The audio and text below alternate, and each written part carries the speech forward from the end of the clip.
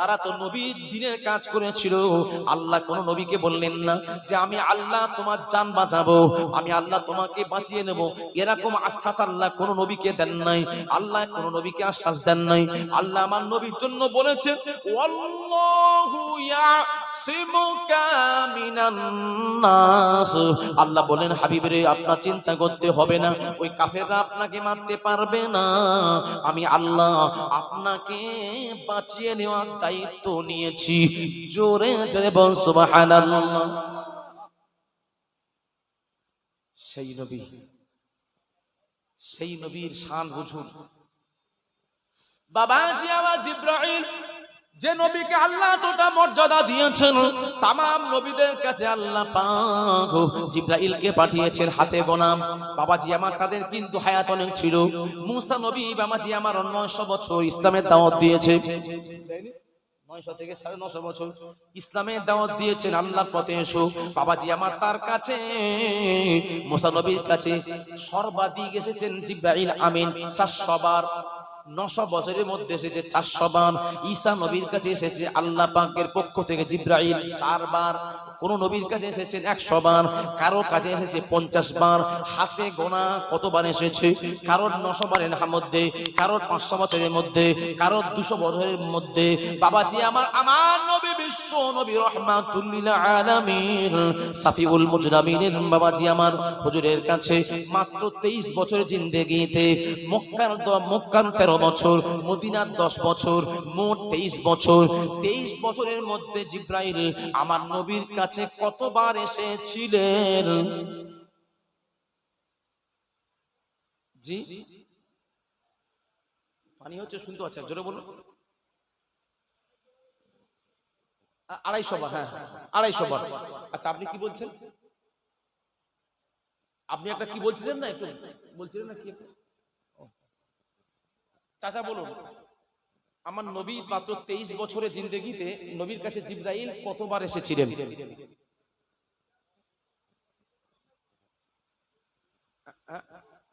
কি বলছেন? হ্যাঁ বাবাজি বলেন। মাত্র 23 বছরে আল্লাহর পক্ষ থেকে জিবরাইল এসেছিলেন আমার নবীর কাছে কতবার?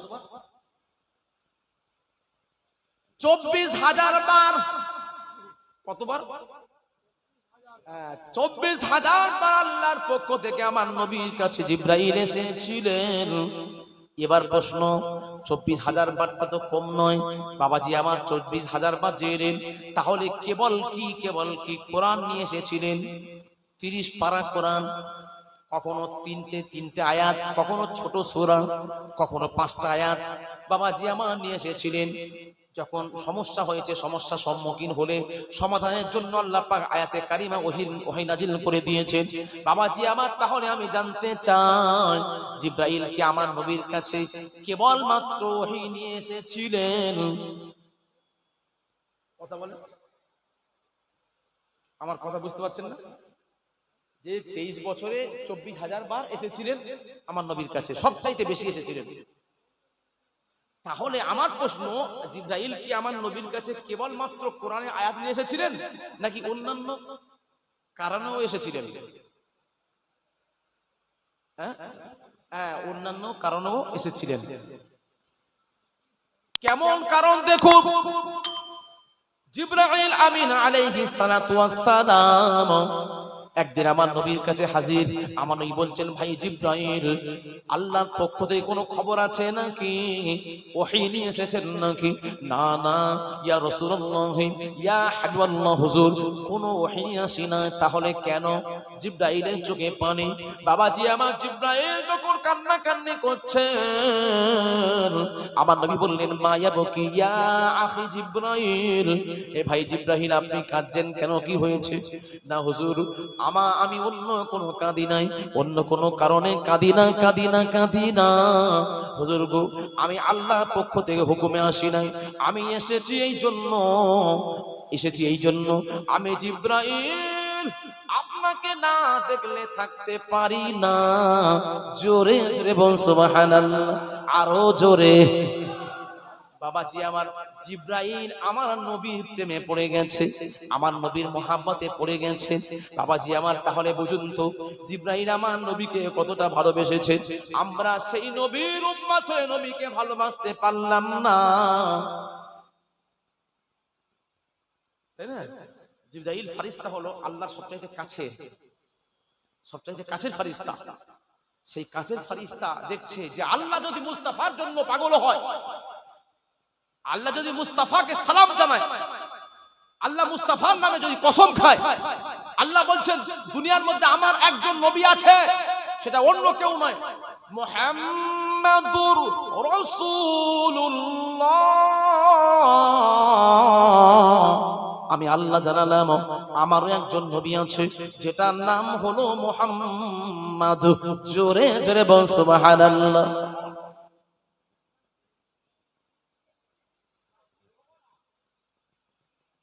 হ্যাঁ, যেখানে বৃষ্টি পড়ছে দিয়ে দেন, হ্যাঁ, একবার তাকবীর দেন, নারে তাকবীর, আরো আওয়াজে নারে তাকবীর। আল কোরআনের আলো, আল হাদিসের আলো, নারে তাকবীর। আল্লাহ আমাদের মাহফিলটাকে কবুল করেন, সকলে বলি আল্লাহুম্মা আমিন। বাবাজি আমার, জিব্রাইল আমার নবীর কাছে 24,000 বার এসেছেন মাত্র 23 বছরে। তার আগে তাহলে কি আসে না? অনেকে প্রশ্ন করে, হুজুর তাহলে 23 বছরে এলো, 40 বছর পর থেকে 63 বছর পরে 23 বছর তাহলে এলো, তাহলে এর আগে কি আসেনি? না, এর আগেও এসেছেন। আমার নবী ছোট বয়সে জিব্রাইল এসেছেন, এই হিসেবটা আমি দেখাচ্ছি না, এই হিসেবটা আলাদা। 23 বছরের হিসেব আমি বলছি, 23 বছরের আমার নবীর কাছে এসেছে 24,000 বার। আর 40 বছরের আগে থেকে নিয়ে বাচ্চা বয়স থেকে এসেছে, ওই হিসেবটা আলাদা, ওটা আমি আর বলছি না। বাবাজি আমার, জিব্রাইল একদিন আমার নবীর কাছে চলে এসেছেন, আমার নবীর সঙ্গে জিব্রাইলের গল্প হচ্ছেন, হাসি হচ্ছেন। এমত অবস্থা জিব্রাইল বলছেন, আমার নবী বললেন, আন্না রাসূলুল্লাহি সাল্লাল্লাহু আলাইহি ওয়াসাল্লাম সাআলা জিব্রাইল আলাইহিস সালাতু ওয়াসসালাম কামা আমারতা সিনিল। জিব্রাইলকে আমার নবী বলছেন, ও ভাই জিব্রাইল, আমি রাসূলুল্লাহ জানতে চাই আপনার বয়সটা কত। কথা বলতে বলতে তো অনেক কথা আসে নাকি? তো বলছি, ভাই আপনার বয়সটা কত? আমার বয়স বললে আমি বলে দেবো যে আমার ডেট অফ বার্থ আছে, আমার জন্মের সার্টিফিকেট আছে, কিন্তু আমি যদি বলি চাচা আপনার বয়স কত বলতে পারবেন? আপনি বললেন 85 বা 83 বা 80, মানে আনুমানিক, কিন্তু আপনার কি সার্টিফিকেট আছে? আছে কি নেই? জন্ম সার্টিফিকেট আপনার আছে? নেই। জন্ম সার্টিফিকেট মানে কি? Date of birth. আপনি যখন জন্মগ্রহণ করেছেন তখন থেকে আপনার রেজিস্টার হয়ে গেছে। আজ থেকে 80 বছর বয়সে যারা জন্মগ্রহণ করেছে তাদের কি আছে? সব নেই। তারা একটা আনুমানিক হিসেব করে করে বলে, মায়ের মুখ থেকে শুনেছে, বড় ভাইয়ের মুখ থেকে শুনেছে, এরা বলে, কিন্তু একই কথা বলতে পারবে না, কোন মাস, কোন দিন, কোন বছর বলতে পারবো না। কিন্তু আমি পারবো, আপনি পারবেন, আমাদের আছে। তাহলে জিব্রাইলের কি তখন ছিল বয়সের প্রুফ? ছিল? জিব্রাইলের বয়সের কোনো প্রুফ ছিল? তার তো কোনো সার্টিফিকেট নেই। এই জন্য জিব্রাইল মাথা চুল করছে যে কি বলা যায়, কি বলা যায়। জিব্রাইল বলছে, ইয়া রাসূলুল্লাহ, ইয়া হাবিবাল্লাহ, হুজুর লাস্তু আ'লামু, হুজুর গো আমার বয়স কত আমি জানি না, আমার বয়স কত আমি বলতে পারবো না। তবে গায়রা আন্না হিজাবার রাবিঈ নাজমান ইয়াত্তালিউ, তবে কিন্তু হুজুর চতুর্থ আসমানে একটা বড় তারকা উঠতে দেখেছি, 70 আলফা সানাতা মাররা, 70,000 বছর পরে ওঠে, আবার ডুবে যায়, আবার 70,000 বছর পরে ওঠে, আবার ডুবে যায়। রাআইতুহু, আমি জিব্রাইল নিজের চোখে দেখেছি, ইসনাইনি ওয়া 70 আলফা মাররা, আমি জিব্রাইল ওটাকে 72,000 বার দেখেছি, 72,000 বার দেখেছি। এই কথা শোনার পরে আমার নবী বলছেন, ইয়া জিব্রাইল, হে জিব্রাইল শোনো, ইজ্জত রব্বি জাল্লা জালালুহু, আমি আল্লাহর কসম করে বলছি, আমি আল্লাহর কসম করে বলছি, ও ভাই জিবরাইল, তুমি ৭০,০০০ বছর পরে যে তারকাটা উঠতে দেখেছো, ডুবতে দেখেছো, ৭২,০০০ বার দেখেছো, ওটা অন্য কেউ নয়, আনা জালিকাল কাওকাব, ওইটা হলো, ওই তারকাটা হলো আমি রাসূলুল্লাহ। আরো জোরে। বাবাজি আমার, আব্বা জানেরা, নওজোয়ান ভাইয়েরা, আপনাদের কাছে প্রশ্ন, জিবরাইল বড় না আমার নবী বড়? হ্যাঁ, রাসূল বড়। হ্যাঁ, তাড়াতাড়ি হিসাব করে দেখান কত বছরের বড়, একটু আমাকে তাড়াতাড়ি বলবেন। আরে মাথা নাড়ছে না, আবার কম্পিউটার ফেল, কি কথা বলে এসব? কম্পিউটার কোনদিন ফেল হয়? এই দেখেননি, বছর 2 আগে কলম পত্রিকাতে দিয়েছিল, হ্যাঁ কলম পত্রিকা দিয়েছিল, মিডিয়াপুরে একজন বিশিষ্ট ব্যবসায়ী, তিনি কয়েক কোটি টাকা দিয়ে চাঁদে 1 বিঘে জায়গা কিনেছেন। কত জায়গা? চাঁদে 1 বিঘে। তাহলে চাঁদে যদি জায়গা কিনতে পারে এই দুনিয়াতে বসে বসে, আর আপনি বলছেন কম্পিউটার ফেল, কথাতে যুক্তি থাকতে হবে না? আমার নবী জিবরাইলের থেকে বড় বলছেন, কত বছরের বড়, এটা যদি একটু হিসাব করে দিতেন আমি খুবই উপকৃত হতাম। মিলবে না, ঠিক এটা বলছি, ঠিক আছে। এতদিন পরে বলেছে মেশিন খারাপ, কম্পিউটার ফেল হবে না, এতদিন পরে আপনি বলছেন যে হুজুর মিলবে না, এটা বলতে পারবেন না, কারণ আল্লাহ মেলাবে না। আপনি যতই মেলানোর চেষ্টা করেন না কেন, আল্লাহ কোনোদিন মেলাবে না।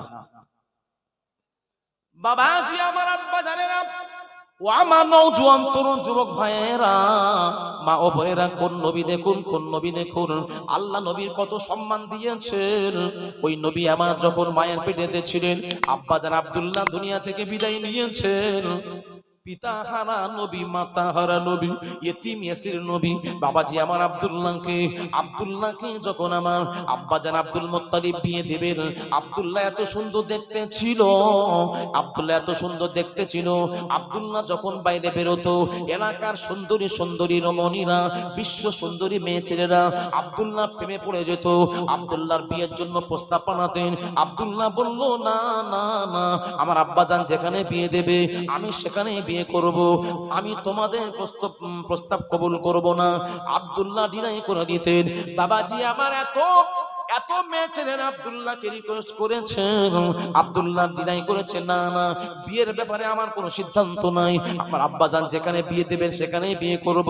বাবাজি আমার, অবশেষে কুরাইশ বংশের একজন নামি দামি মেয়ে ছেলে ওরাকা বিন নাফিল, যিনি আসমানি কিতাবের হাফেজ ছিলেন, আলেম ছিলেন, তাওরাতের হাফেজ ছিলেন, আম্মা জান খাদিজাতুল কুবরা রাদিয়াল্লাহু তাআলা আনহার চাচাতো ভাই ওরাকা বিন নাফিল, যিনি তারকা থেকে বুঝতে পেরেছিলেন আখেরি জামানার নবী আজকে রাতের বেলাতে দুনিয়াতে ভূমিষ্ঠ হবেন। জোরে জোরে বল সুবহানাল্লাহ। ওই তারকাটা যখন তিনি আকাশে আর পেল না, ওরাকা বিন নাফিল ছুটে ছুটে মদিনার কুরাইশ বংশের অলিতে গলিতে খুঁজছে, কার বাড়িতে আজকের সন্তান হয়েছে বলো। অনেকে বলতে পারছে না, না না না না, আজকে সন্তান হয়েছে, যিনি সন্তান হয়েছেন উনি হবেন নবী খায়রুল বারিয়া, আখিরি জামানার নবী হবে। কোন বাড়িতে হয়েছে আমাকে সংবাদ দাও, আমি ওই সন্তানকে একটু কোলে নেব। ওরাকা বিন নাফিল ছুটে ছুটে আমার নবীকে খুঁজে খুঁজে আব্দুল মুত্তালিবের বাড়িতে ঢুকে গেছেন। আব্দুল মুত্তালিব আমিনার কাছ থেকে বাচ্চা মুহাম্মদকে নিয়ে এলেন। মুহাম্মদকে কোলে করে নিয়ে মুহাম্মাদের উপরে ঈমান এনে কলেমা পড়েছিলেন। জোরে জোরে বল সুবহানাল্লাহ, আরো জোরে। বাবাজি আমার, ও আমার আব্বা জানেরা, নওজোয়ান তরুণ যুবক ভাইয়েরা, আমার নবী মক্কাতে আসার 600 বছর পূর্বেতে বাবাজি আমার বাদশা তুব্বা, ইয়ামানের বাদশা গভর্নর তুব্বা আমার নবীর জন্য মদিনা শরীফে বাবাজি আমার দোতলা বাড়ি বানিয়ে দিয়ে গেছিলেন। তিনি জানতেন আখিরি জামানার নবী যিনি হবেন তিনি ইয়াসরিবে আসবেন, তার এখানে ইন্তেকাল হবে। আমার নবীর জন্য দোতলা মাটির বাড়ি বানিয়েছেন। ও আমার আব্বা জানেরা, তিনি আবার তার বংশের মধ্যে মৃত্যুর আগে চিঠি লিখে গেছেন। তিনি বলেছেন শাহিদতু আহমাদা, আমি আহমদের উপর ঈমান আনছি, সাক্ষী দিচ্ছি ইন্নাহুম রাসূল, তিনি হবেন নিশ্চয়ই রাসূল। আমি তার হাতে ঈমান আনবো। তিনি বলেছেন আমি তো হায়াতে না থাকতে পারি, আমি ইন্তেকাল করার পরেও আমার যে ঈমান আনার চিঠিটা আমার বংশের লোকেরা তোমরা আস্তে আস্তে করে তোমরা ইন্তেকালের পূর্বে তোমার ছেলেকে পাঠাবে, তুমি চলে গেলে তোমার তার ছেলেকে পাঠাবে। এইভাবে করে করে করে করে যেন আখিরি জামানার নবীর হাতে আমি বাস্তা তুব্বা ইয়ামানের বাস্তা গভর্নর আমার ইমামটা আমার নবীর কাছে যেন পৌঁছে যায়। ও আমার আব্বা জানেরা, এইভাবে একটা দুটো তিনটে চারটে পিড়ি নয়, আমার নবী আসা পর্যন্ত 33টা পিড়ি চলে গেছে, 33টা বংশধর চলে গেছে, পিড়ি চলে গেছে। 33টা পিড়ির মাথায় কে এসেছিলেন? নাম হলো বাবাজি আমার সালমান ফারসি রাদিয়াল্লাহু তাআলা আনহু। সুদূর ফারস থেকে এসেছিলেন। 103 বছর বয়সে আমার নবীর হাতে হাত দিয়ে ঈমান এনেছিলেন। বলেছে ইয়া রাসূলুল্লাহ, ইয়া হাবিবাল্লাহ, হুজুর আমার পূর্বপুরুষ তার নাম হলো তুব্বা, সে আপনার জন্য কি লিখেছেন দেখুন। আমার নবী বললেন লেখা আছে শাহিদতু আলা আহমাদা ইন্নাহুম লাহু রাসূল। তিনি বলেছেন হুজুর আমি সাক্ষী দিচ্ছি আপনি আল্লাহর নবী। জোরে জোরে বল সুবহানাল্লাহ। বুঝতে পারলেন? আমার নবী দুনিয়াতে ভূমিষ্ঠ হওয়া 700 বছর পূর্বে সে আমার নবীর উপর ঈমান আনার জন্য চিঠি পাঠিয়ে গেছে। সেই নবীর উম্মত আমরা, যে নবীর উম্মত হওয়ার জন্য तमाम নবীরা আল্লাহর কাছে কেঁদেছিলেন রব্বুল আলামিন, আমরা কেউ নবী হতে চাই না। আল্লাহ গো আমরা আখিরি জামানা নবীর উম্মত হতে চাই। আল্লাহ বলল না না, তোমরা আমার সঙ্গে তো ওয়াদা করেছো, তোমরা আমার সঙ্গে অঙ্গীকার করেছে বলে আমি আল্লাহ তোমাদেরকে যুগে যুগে নবী এবং রাসূল করে পাঠাবো বলেছি। এতদিন পরে তোমরা কেন ওয়াদাটা খেলাপ করছো? আল্লাহ গো, যে নবীর আপনি এতটা সম্মান দিয়েছেন, যে নবীকে সৃষ্টি করলে কোনো কিছু সৃষ্টি করতেন না, যে নবীর উম্মাতেরা কিয়ামতের দিন তাদের চেহারার মধ্যে নূর চমকাবে, চেহারার মধ্যে উজ্জ্বলতা আসবে, যে নবীর উম্মতেরা আগে জান্নাতে যাবে। আল্লাহ গো, ওই নবীর উম্মতদের যদি এত ফ্যাসিলিটি থাকে, এত শান হয়, এত মর্যাদা আপনি দিয়ে থাকেন, আল্লাহ আমরা নবী হয়ে কোনো লাভ হবে না। আমরা আখিরি জামানার নবীর উম্মত হতে চাই। আল্লাহ বলল না, তোমাদের দরখাস্ত আমি মঞ্জুর করব না, তোমাদের চিঠিটা আমি অ্যাকসেপ্ট করব না। আল্লাহ গো, আপনি কবুল করুন। আল্লাহ সমস্ত নবীদেরকে সান্ত্বনা দিয়ে বলেছিল ঠিক আছে, তোমাদের মধ্যে থেকে আমি একজনকে আখিরি জামানার উম্মত করে পাঠাবো। সেই নবীর নামটা কি? ঈসা রুহুল্লাহ। ঈসা রুহুল্লাহ তিনি এসেছেন না আসবেন? উম্মতে মুহাম্মাদি হিসাবে আসবেন। তিনি আসবেন, তার কবরটা কোথায় হবে সেটাও আমার নবী ভবিষ্যৎবাণী করে গেছেন। তিনি আর নবী হয়ে আসবেন না, আমার আপনার মতো উম্মত হয়ে আসবেন। এটা কেন সুযোগ দিলেন? সমস্ত নবীরা আল্লাহর কাছে কেঁদেছিলেন, চোখের পানি ফেলেছে, আল্লাহ আমরা কেউ নবী হতে চাই না, আমরা আখিরি জামানার নবী উম্মত হতে চাই। তাদেরকে সান্ত্বনা দেওয়ার জন্য বলো ঠিক আছে একজনকে পাঠাবো। তখন তারা বলেছিল রব্বুল আলামিন, আল্লাহ গো আপনি যখন আমাদেরকে পাঠাবেন না, উম্মতে মুহাম্মাদি করবেন না, তাহলে আমাদের একটা আবদার মানতে হবে। কি আবদার?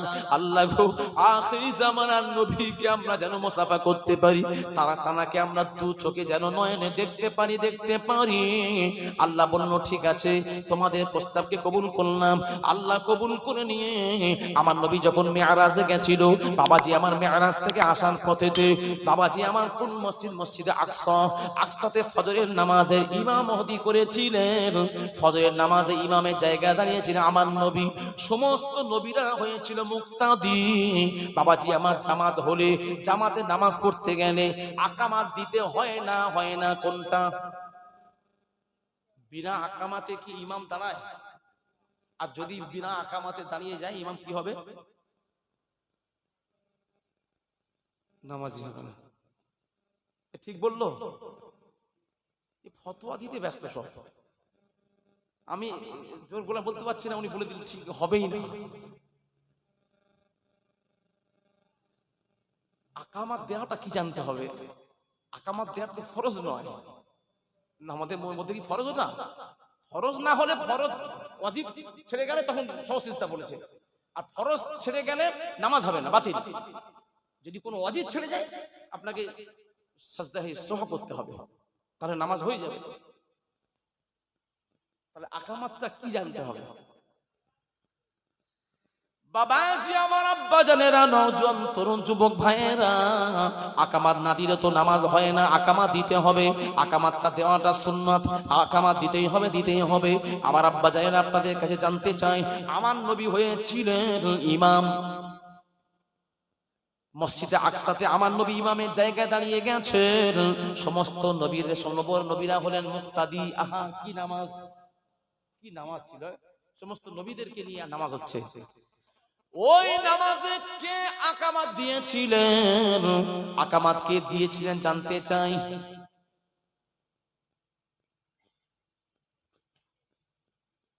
আমি তো এত করে সব বলে এলাম, এটা আপনারা অন্তত কষ্ট করে বলুন যে কে বললো এটা।